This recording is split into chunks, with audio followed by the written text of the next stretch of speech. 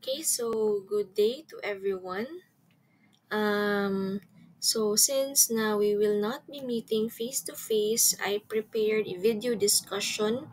So I will be introducing to you the music video production.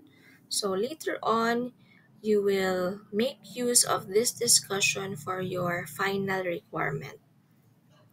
Okay, so now let's introduce first what is a music video. So, a music video is a short film that integrates a song with imagery, narrative, or a performance to promote the song or enhance its meaning.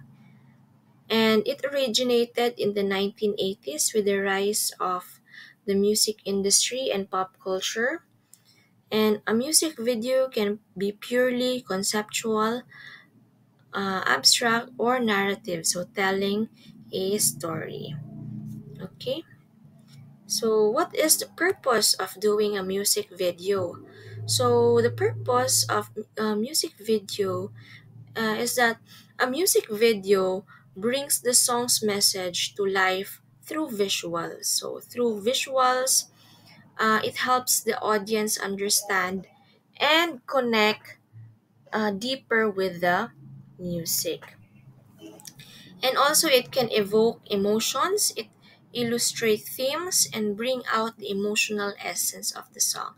So, in our case, I will be giving a theme that you will relate to your music video. Okay, so number two, to promoting the artist or song. So, music videos serve as a tool for promotion, which reaches a wider audience and increasing visibility. So, they're often used to showcase the artist. So, sometimes no, ang music video that is a form of kaning launching the artist, no, launching the work of the artist. And it creates an experience for the viewers. Okay? And another purpose is to create a lasting impact. So some music videos become iconic in their own right. So naatay mga kanang local na music, naaputay mga international music that have nahimo siyang iconic. No, say for example, ang mga music ni Michael Jackson, ni Beyonce, sa local na ay si tawag ani si Juan Carlos, 'di ba? And these are considered as cultural milestones that are remembered for their creativity and influence alongside the music. So before we proceed to music video production, let's first know, it's very important to know the key elements of a music video. Okay? So first we have music or choosing a song. Okay? So choosing a song, so that is the core. Mo yun na ang core, ang driving force of the video because it sets the tone, the mood and energy that will drive the visuals. So kung dili tama ang inyong song, the video wouldn't convey the intended message or emotion. So, if planning yun na emotional, medyo emotional ang inyuhang dating sa inyong music video, then you should choose the proper or appropriate um, music of that, no? So, whether kung upbeat, kung emotional, so the music dictates how the video should feel. So, under that, the rhythm. So the rhythm, that is the tempo of the song. So it also influences the video's pace. Also the lyrics. That's why important ang song selection kay ang inyuhang theme kay nag-advocate og anti-bullying pero ang lyrics no says the opposite. No, so that is why it is very important to select a song. Okay, so lyrics. So No, the lyrics sometimes other artists uses the lyrics which provides a narrative framework for the video. So some videos, music videos, follow the storyline of the lyrics directly. No, usahay kung unsay lyrics mo po ng ilahang action direkta. And others also might interpret the lyrics symbolically. So they may interpret it using metaphors, using abstract visuals, or other creative approaches to convey the song's message in a more open-ended way. So, moto ang first, no, the first one we have is a music selection. That is the key element, selection. Number two is the action, the movement and performance. So, action is a critical part also of music video because aside from the music or the song, it brings the song to life visually. No, kung unsa may makita nato, mo to'y nagahatag og life, nag-interpret. So the way movement and performance are integrated enhances the song's energy and meaning. So here are the types of action that you'll encounter. So we have the live performance. So this is the artist or the band performs in front of the camera. So usually this type of action highlights the charisma sa nagpresent. Okay, it highlights the emotional expression. Number two is choreography and dancing. So dance sequences add energy, rhythm, and connection with the song. So dancing can enhance the visual impact of the song. Okay? And third is narrative. So in narrative based videos, actors or performers portray a story that aligns with the song's message. So this could involve a range of themes depending on the artist. And lastly is the symbolic actions. So certain actions can be used symbolically to represent larger themes. So what are symbolic actions? Some examples include kanang artist, no, a music video when an artist break a chain. So mura siyang nakawala. So it symbolizes freedom. What else? Some also music videos may portray a person walking on the storm. So what does it represent? So it represents overcoming hardship. So ayan siya. These symbolic actions deepen the meaning of the song and video which provides a more abstract interpretation. So here are examples of the actions that were mentioned earlier. So we have the live performance, choreography, symbolic action, and narrative.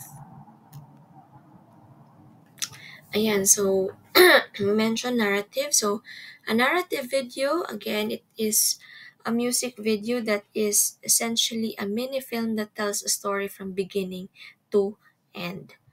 So there are types of narrative videos. We have literal versus abstract video. And we also have linear narrative. So linear narrative, so when you say linear, it follows a clear beginning, middle, and end, progressing like a traditional story. Whereas non-linear narrative, so this approach doesn't follow a traditional story structure.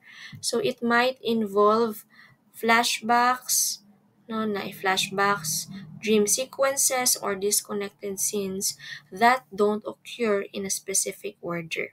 Unlike linear, no, naa siya clear beginning, naa siya order. Ang non-linear na wala siya order.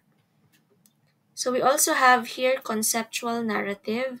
So this type combines elements of narrative with symbolism. So while it may not also follow a traditional plot, so the visuals or symbols represent the song's emotional core or other deeper themes like freedom or um, ang ilahang kaning symbol behind it. So next factor no also include cinematography and visual style. So why is it important? Para na ay variation sa inyong camera. So the first one, we have camera work or camera angles. So we have close up. So close up, focus on the artist or emotional moment. So these shots focus on the artist's face or emotional movements, allowing the viewer to connect deeply with the expression of feeling being conveyed. So here, this is an example of a close-up camera picture. Next is a wide shot. Okay, wide shots, these are used to establish the setting or show larger scenes. Gusto nila ipakita the scene as a whole. So they are ideal for showcasing vast landscapes, crowd, performance, or mga dramatic na scenes. So this is an example again of a wide shot. So as you can see in the image, no makita nga dako kay siya nga area na ay tao ni gamay na ang tao and it's a landscape. Third is medium shots. So when we say medium shots, so these are shots great for dance or dance routine or interaction between the character. So when you say medium, this is giving enough space to show movement while keeping focus on the subject. So this is the medium shot. Okay. And then third is the bird's eye view. So this angle looks directly down on the scene. So kani siya, ang bird's eye view symbolizes power, control, or vulnerability. And it can make, when you say bird's eye view, naa ang bird sa taas and then nagtanaw sa baba. So it can make the subject appear small or insignificant, or it can give a sense of dominance. So this is an example of a bird's eye view. So ang camera is sa top, no? Na like a view sa mga bird, 'di ba? So next, no, we also have a factor of camera movement para naapoy kaning transition or kaning variation ang inyuhang music video. So you can use panning. Panning, this involves moving the camera horizontally to follow the action or subject. So it helps to keep the viewer's attention on a subject while also showing the environment or action in the frame. So ayan, this is an example of panning.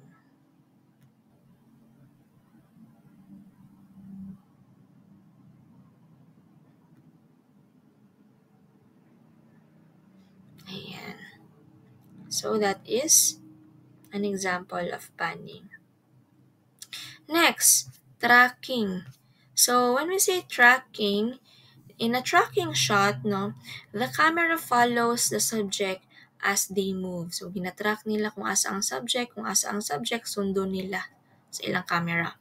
And this is often used for dynamic scenes where action is continuous like running or walking, or in sports.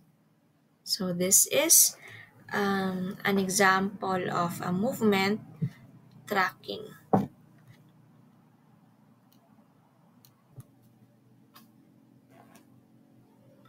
Ayan siya, no? So the camera follows the movement of the football player kung asa siya moadto.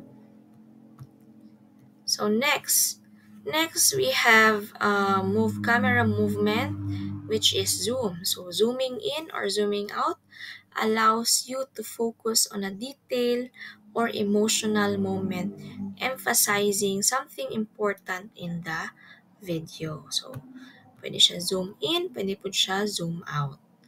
here, no? As you can see sa video na siya gina-emphasize.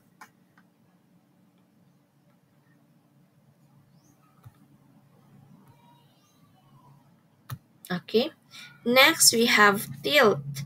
So when we say tilt, that is the vertical camera movement often used for dramatic event. So moving vertical camera movement. So this is an example of a vertical camera movement or what we call tilt.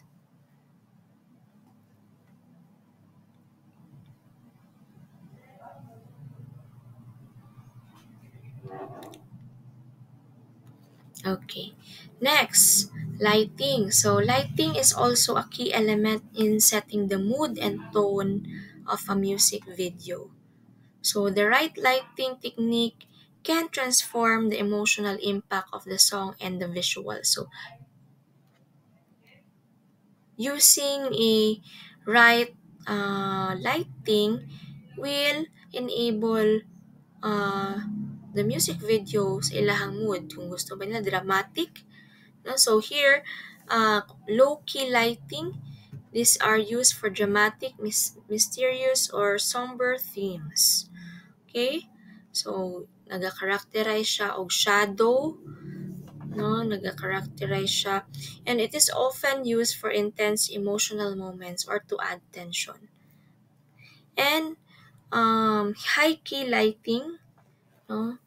This creates a clean, positive, or dreamy effect.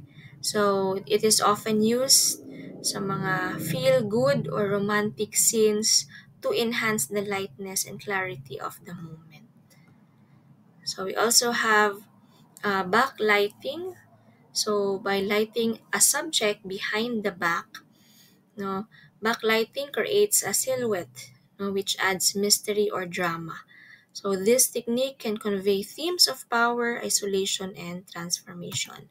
So these are the examples that were mentioned earlier. So low key lighting uses dark shadows, high key lighting, bright light, and backlighting uses light from the back to produce a silhouette effect. And also we have natural lighting.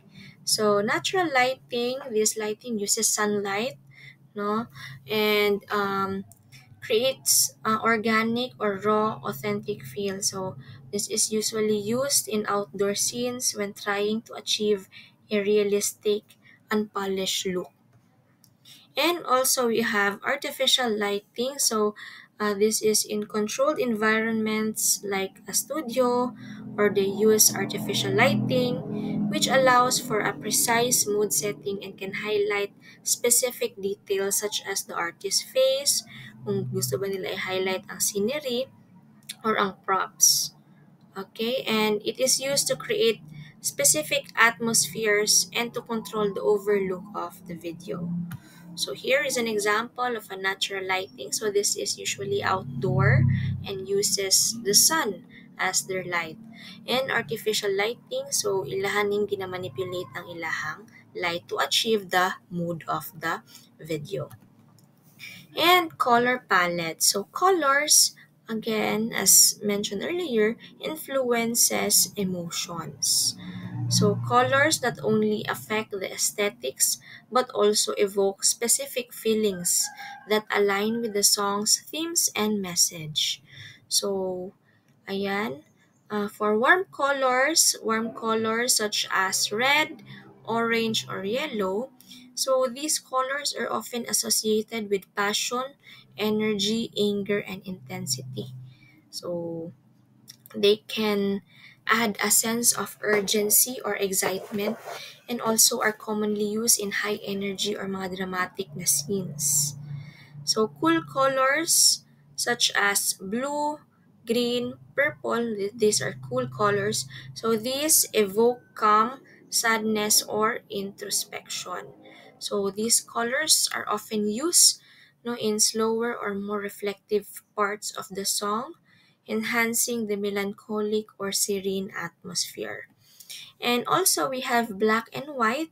So using black and white is a technique that can give the video a timeless, dramatic, or nostalgic feel.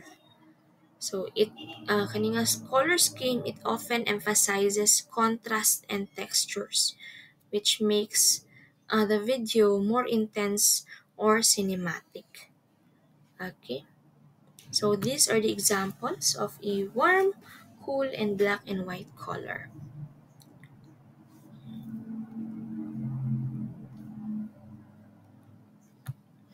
Next, let's move on to the costume, props, and settings. So, costumes play a significant role in defining the character and overall visual storytelling of the music video.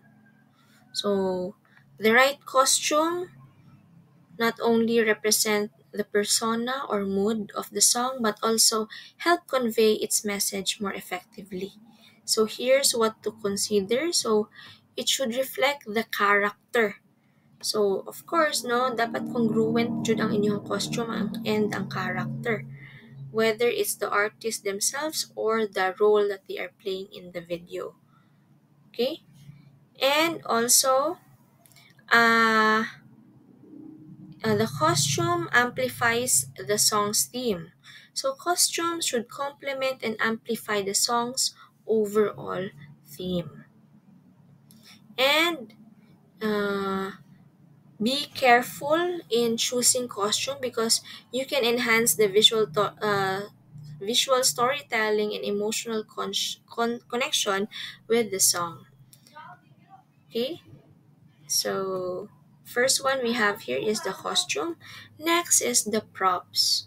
So, props also are essential in bringing a music video to life. So, the right props can also make a scene for engaging a meaningful um, message. So, we have two types of props, the symbolic props, which items used to symbolize deeper meanings or themes that align and carry more than just a physical role. No, not the symbolic props. This is more than a physical role, but it also convey abstract ideas and emotions. Whereas functional props, when we say functional props, some props serves a more practical purpose, no, within its setting. So these props help to enhance the realism of the story and may be necessary for a scene's action or context. Okay, and aside from props, so you need also to consider the setting or the location. So indoor or outdoor.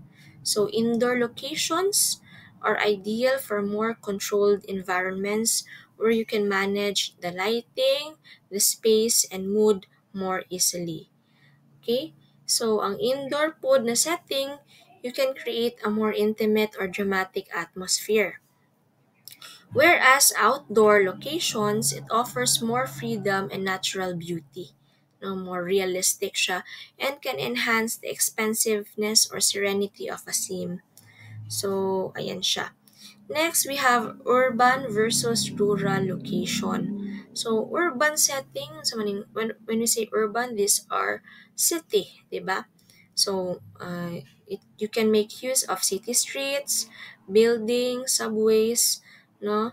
And it is associated with modern life. And they can represent the fast pace and challenges of a modern society. Whereas when we say rural settings, so rural settings, this is associated sa countryside, sa field, no, sa small town, and rural na location can evoke isolation. It can evoke escape from the pressures of the modern life. So these locations are often used to symbolize freedom or a simpler life, simplicity. And the last location we have here, studio versus relocation. So studio shoots provide full control over the environment, the lighting, and set design. And this create specific visual effect, or you may also create a fantastical atmosphere sa studio. Whereas relocation give the video a sense of authenticity no, and realness. So shooting in a real environment can bring a genuine feel, no, whatever environment, it may be a house, a street, sa dagat ba, or any landmark. Okay? Now, let's proceed to the editing and post-production. So, after producing a music video, no, editing is a crucial element in shaping the flow of a music video.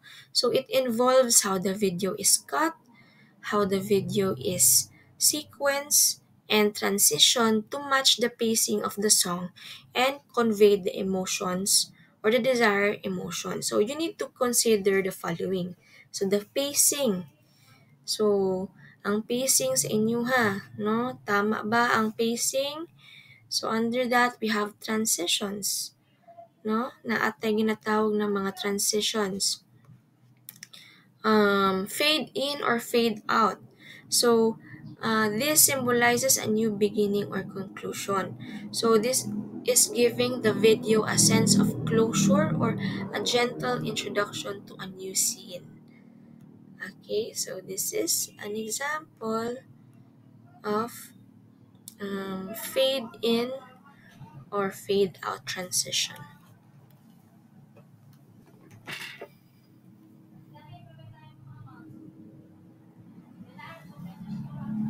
Ayan siya. Fade in, fade out na transition. And next, we have jump cuts. So when we say jump cuts, a jump cut is a sudden transition between two shots or more than two shots, often used to create a sense of urgency or discomfort or disorientation. It can also represent time lapse. No, when you say time lapse, na siya fast pace siya. So this is an example of a jump cut.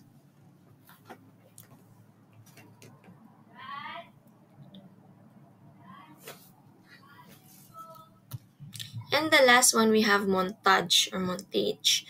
So, this is a sequence of rapidly cut images that build a larger meaning or tell a story without needing to flow a linear narrative.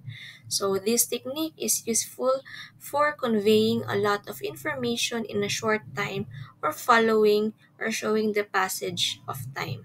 So, this saves time, no? So this is an example, as you can see sa atong video, fade in, fade out, transition, jump cut, transition, and montage.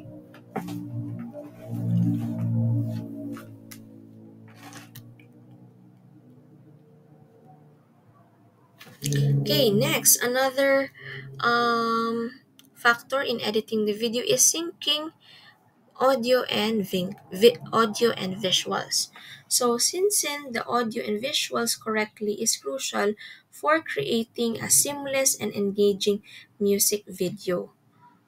Okay, so the audio song should be synced properly with the performance. Kung mag-lip sync ba, or make sure the music aligns with emotional moments in the video. Okay, so naapod tayo ginatawag na special effects and graphics. So, special effects and graphics can enhance the visual impact and make the music more dynamic. Okay? So, naatay ginatawag na effects. So, effects such as motion graphics, slow motion, or split screen can be used to emphasize certain moments or create a unique visual style. Another one, we have motion graphics. So, motion graphics can add a modern creative touch, such as animated visuals that enhance the song's messages. Naputay slow-mo, no? Slow motion. Magamit ni siya in drawing attention to a key action or moment in the video. And also we have text and title. So adding text or titles to the video can give it a professional feel and can be used creatively to enhance also the message. So, factors to consider. So, before di ay mag-produce og music video, you need to consider the factors before shooting a music video. So, you need to consider first the budget and resources. So, budget and resources, of course, play a crucial role in determining what is achievable in your music video production. So, of course, you need to identify your resources and you need to plan carefully to allocate your resources wisely. So, the first one, you need some equipment such as camera equipment. No, syempre, sa ano yung pag-take of video kung wala may camera, right? Lighting and sound gear.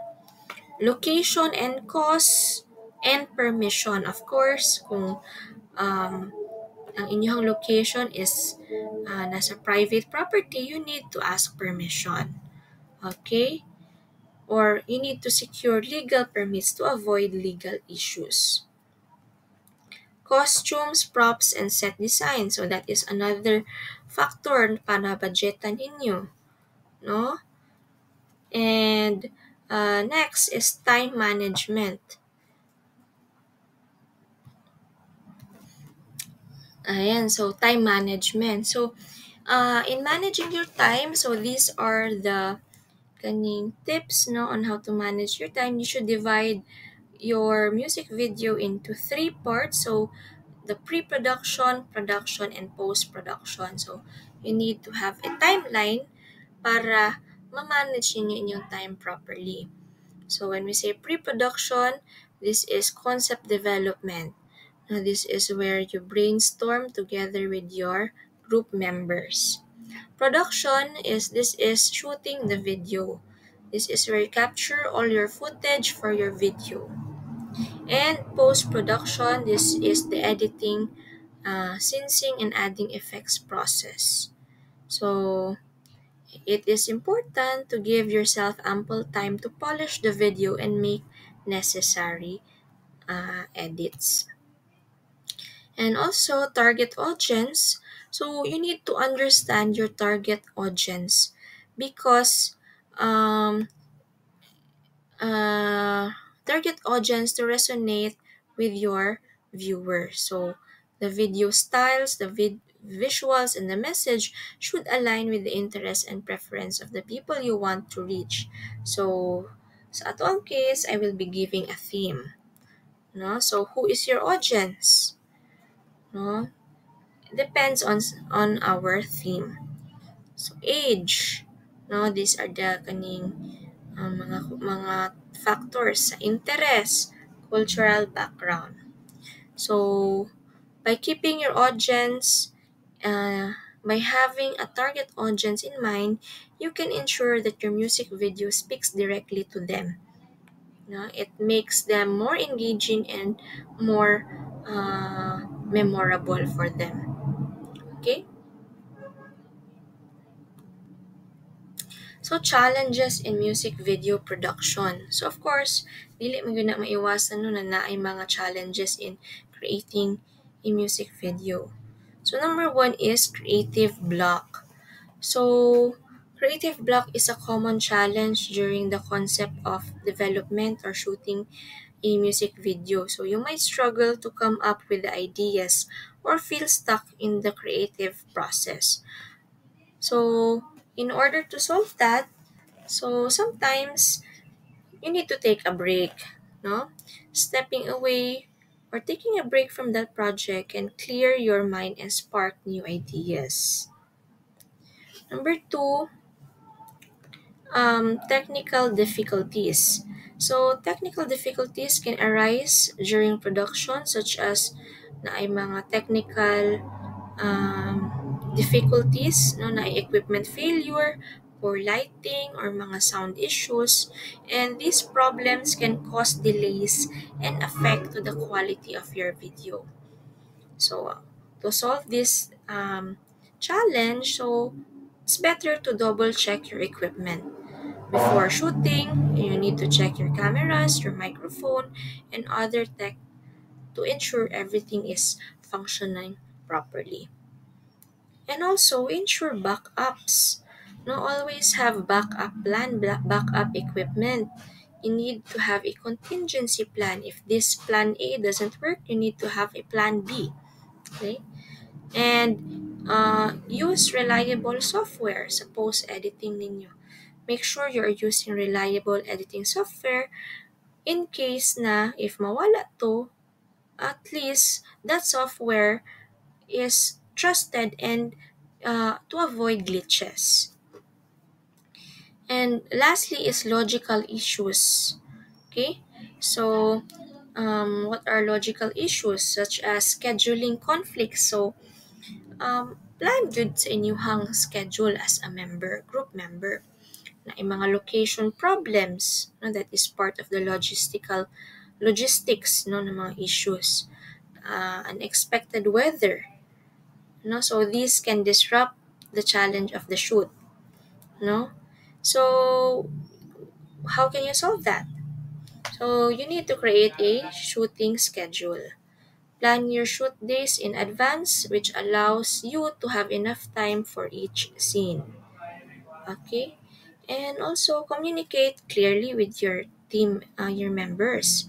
So keep everyone on the same page from actors to the technicals. So make sure that everyone understand the schedule, their location, the details, and expectation. And again, always have a backup plan. Always be prepared for unexpected issues and have a backup location or a rain date, no, to check if you're shooting outdoors. Para dili mo dili ninyo wala mahitabo na last minute changes, no. So ayan siya, key takeaways from this lesson. So a music video is a fusion of creativity and technical skills. Focus on aligning visuals with music, ensuring strong emotional impact. Storytelling, cinematography, and editing are essential to make the song come alive and be bold and experiment. So it's a creative process. The final product may look very different from your original idea, but that's part of the journey. Okay. So by keeping, no, I hope that you've learned something and keep this in mind and stay open to experimentation so you can create a music video that not only looks great but also connects deeply with your audience. Okay, so for your final requirement, I uploaded a document, an instruction for your final requirement. So kindly view your LMS for your final requirement instruction and criteria for grading. So that would be all. So thank you for your attention.